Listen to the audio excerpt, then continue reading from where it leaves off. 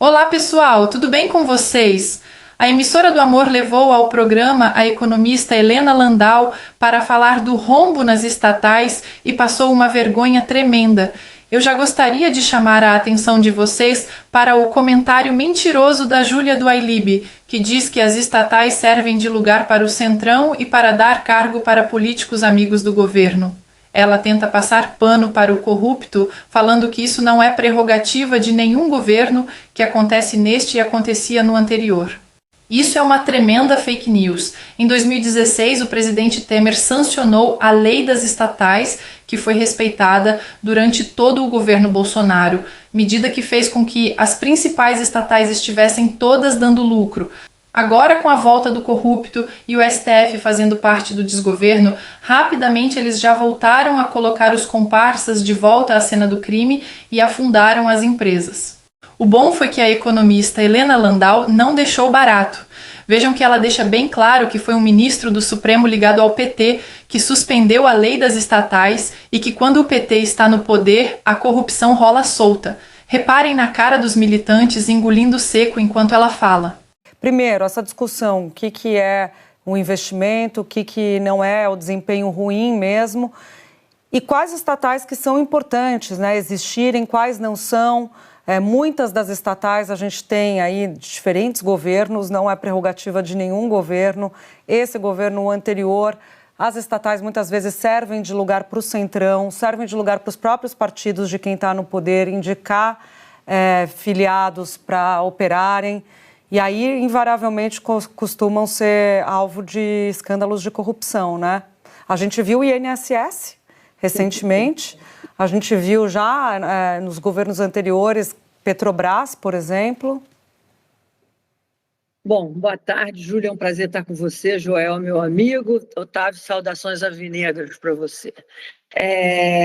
Esse tema, assim, para mim, cada vez eu vou ficando mais radical, porque a gente achava que podia aprender alguma coisa com o passado. Depois do que aconteceu com a Petrobras, com a Eletrobras, e não só a corrupção, mas a ineficiência dos gastos, do investimento, que tem uma ideia de que o governo pode gastar sem critério, etc., e a gente poderia aprender. Aí veio a lei das estatais, melhorar o critério de indicação, etc. Aí vem um ministro do Supremo ligado ao PT, suspende a lei das estatais. Aí se aproveita esse período liminar para indicar um bando de amigos, um bando de político e tal. Então você tem uma tradição no Brasil de usar empresas estatais para benefício político. Isso é a primeira coisa.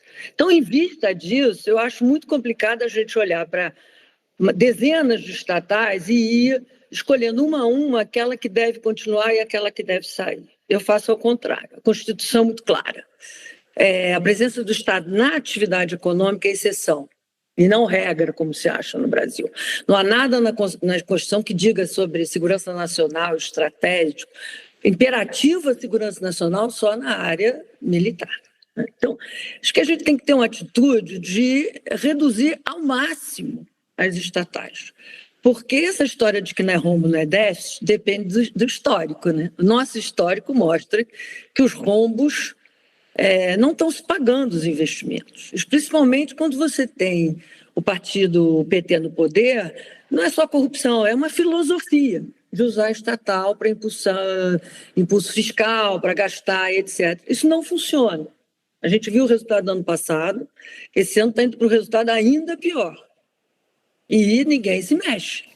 Então, eu, hoje em dia, sou cada vez mais radical. Acho que a gente tem que analisar todas e deixar o mínimo possível daquilo que é essencial. Por exemplo, todo mundo pergunta, e a Embrapa? Não, a Embrapa tem lá uma função, não dá retorno, dependente e tal.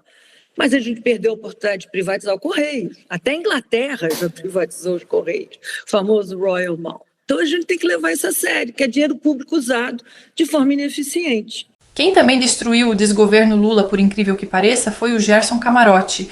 O comentarista militante entrou no modo sincero e disse que é preciso dizer às claras que o Lula gastou sem limites e que o colapso econômico que estava previsto para 2027 pode chegar ainda em 2025. Ele também comenta que o Congresso não vai tolerar mais aumento de impostos e que o desgoverno vai ter que se virar para começar a cortar gastos. Essa é a ameaça do governo, tá? Isso é uma ameaça do governo, claramente. Vamos chegar a um colapso total. Porque esse colapso só estava sendo previsto, Natuza, para 2027. Isso mostra, de fato, que o governo foi caminhando de uma forma errada. Não foi controlando gastos, ou seja, a arrecadação que não se confirmava e que não ia se confirmar. O governo não está, de fato, não mexeu no estrutural. É importante dizer que esse arcabouço fiscal, ele deixa o crescimento da despesa inclusive maior do que a arrecadação. Então ele é falho na sua origem. E foi feito dessa forma porque o presidente Lula queria gastar mais. É preciso dizer isso às claras. Então tem um erro de origem. Então tem que consertar. Como o Lula não quer mexer na Previdência, está sendo colocado ali propostas para mexer, desvincular a base de saúde e educação, uma reforma administrativa, a Gabeira sempre tem falado muito nisso, ou seja, você tem que dar uma melhor qualidade de serviço público no país. Está claro que esse serviço público não é satisfatório, ninguém está satisfeito com o que está acontecendo. E a questão das isenções, de forma linear. Isso está sendo colocado, inclusive, pelo Congresso Nacional também. Tem que ver se o governo vai aceitar. A Haddad hoje já sinalizou a questão das isenções, que é um tema que ele quer mexer. Mas é preciso mexer de forma mais estrutural. O que é que o Congresso está deixando muito claro? Não vai ficar assim no susto o tempo todo com aumento de impostos. Isso o Congresso o tempo todo foi feito já aumento arrecadatório no primeiro ano e no segundo ano do governo Lula. E essa fórmula ela não vai funcionar. Você veja a reação do setor produtivo brasileiro, principalmente, que precisa de crédito. Se não tivesse tido recuo isso que me disse foi ministro no Palácio Planalto. Se não tivesse tido recuo na quinta-feira passada, o dólar ia pipocar na sexta, o efeito ia ser enxugar mais gelo ainda. Então, é preciso mexer de forma estrutural quando não foi mexido quando devia. Outro assunto importante hoje foi a repercussão dos resultados da pesquisa Quest. Em especial, queria mostrar a vocês um comentário que, a meu ver, é bem sem noção, do militante Otávio Guedes. Ele pega o resultado da pesquisa que colocou o Eduardo Bolsonaro abaixo de uma série de candidatos e utiliza isso para dizer que Bolsonaro não tem mais o controle do antipetismo e que isso é uma ótima notícia para os candidatos do Centrão. Ele chega a citar até o Eduardo Leite. Vou deixar vocês assistirem e depois eu comento. O mais importante para mim ficou fora desse quadro, porque aqui a gente só está tratando de empate.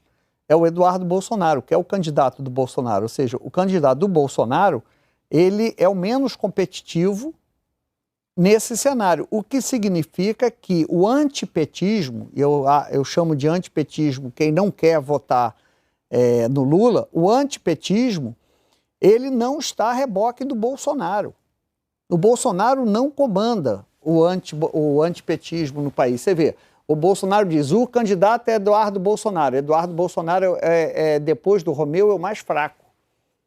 Depois do Romeu e do Caiado. Está ali, empatado ali. Não é? Então, você vê, você tem todos os herdeiros, não significa que Bolsonaro não seja o maior líder da direita. Ele é o maior líder da direita. Mas o antipetismo tem vida própria. Não está mais à sombra de Bolsonaro.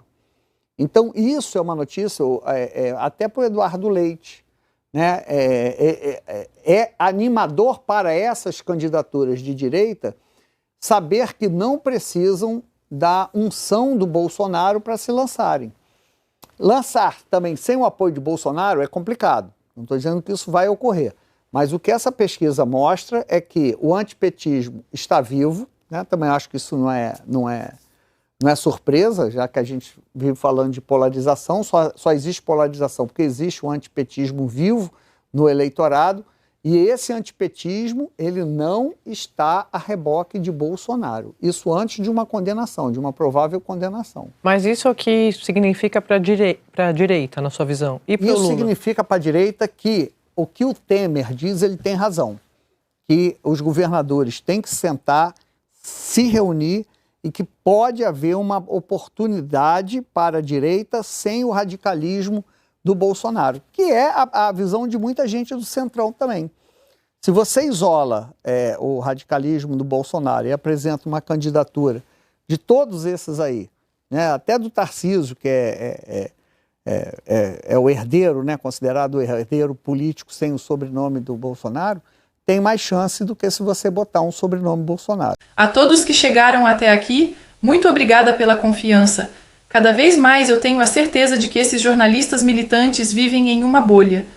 Será que eles acham mesmo, como disse o Temer, que podem se reunir e lançar uma candidatura de direita sem o apoio do bolsonarismo? Nenhum candidato de direita vai ter a menor chance se não tiver o apoio do Bolsonaro. Eles podem chorar à vontade, mas a imensa maioria dos votos vem do bolsonarismo. Basta ver o que aconteceu com Alexandre Frota, Joyce e outros que viraram as costas à verdadeira direita. O que esses jornalistas militantes e o Centrão querem é que voltemos ao famoso teatro das tesouras, onde a esquerda concorria com o Lula e a oposição era representada por um candidato de centro-esquerda como Serra, Aécio, Alckmin e outros fantoches. Podem esquecer, isso nunca mais vai acontecer. A direita finalmente acordou no Brasil. Bolsonaro pode ser preso, mas o sentimento bolsonarista nunca vai diminuir. Hoje eu queria saber de vocês. Qual a chance de votarem em um candidato como Eduardo Leite? Como está acreditando o Otávio Guedes? Comentem aí que responderei o máximo de comentários que eu conseguir. Até o próximo vídeo e que Deus abençoe a todos nós.